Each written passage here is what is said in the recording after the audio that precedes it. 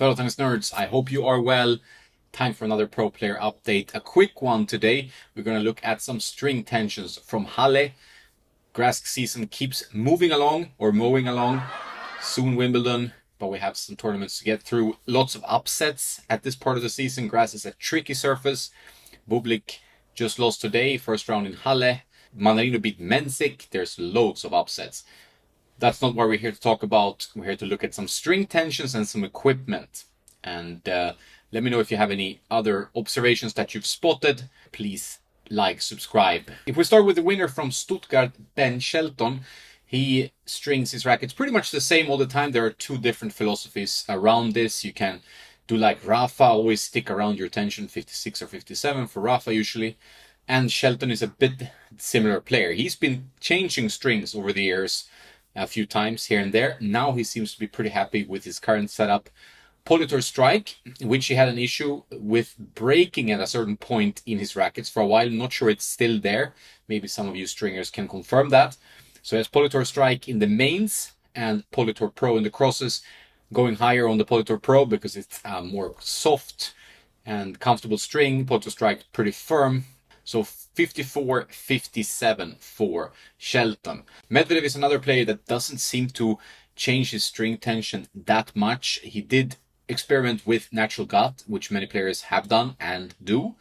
But now he's doing a full bit of razor soft. 21 kilos. What is that? 47 pounds. This is a tension that seems to have worked well for him. He's been playing really well, I think. He had a slump for a while, but now he seems to be back to pretty confident tennis overall, and we'll see how he can do in Halle. He's playing at the time when I'm talking to you. Then we have Fritz, finalist.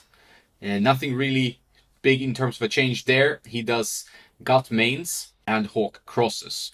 He strings the gut 2 kilos higher in this case. I think that makes some sense to string the gut higher. Not everyone does that, but he does it 2 kilos.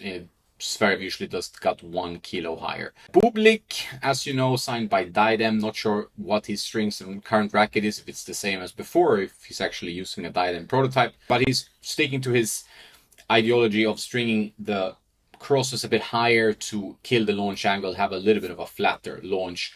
Obviously, he really goes for his shots. And an aero style racket can take them up a little bit, and he wants to kind of neuter that launch angle. That's why he strings the crosses higher, as far as I understand. We have Kobi, where there was some discussion in the comments before whether he used natural gut or a full bed of Firestorm from Single Pro.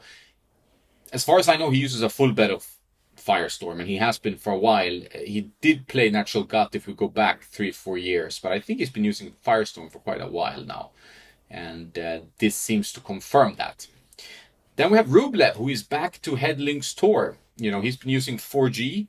He's been testing 4G Gut. He's been testing other strings as well. But now back to Lynx Tour, which he was using for a while.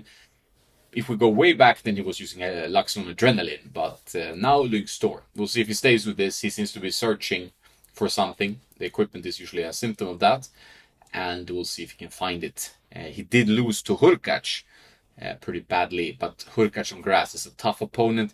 Hurkacz now with Wilson instead of Yonex, he's using 4G in the mains and natural gut in the crosses. So many players use natural gut on the higher levels of the tour.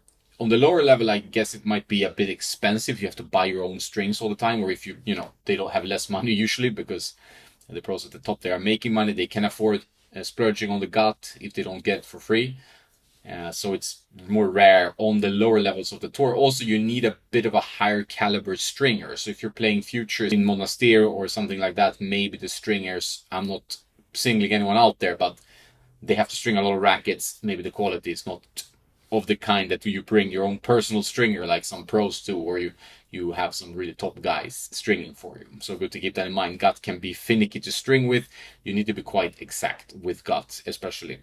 You can see here Lerner Tien made a video about his racket that I have in the bag behind there.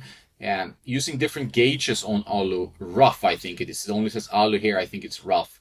He uses 130 for the mains, 125 for the crosses. Cross strings, obviously shorter. Makes some sense to try a different gauge. Sometimes if you want to do a hybrid that still has some spin, you want to do shaped string mains, smooth string cross, like, for example, Casper Ruud. Some players stick to that, but he uses 2 different gauges of the same string, as far as I know.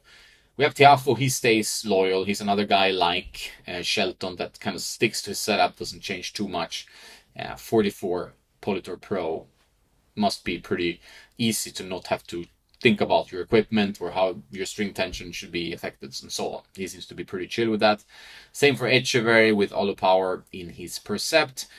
We have Fonseca stringing surprisingly low, I would say, considering how hard he hits. You would think that he would have control issues.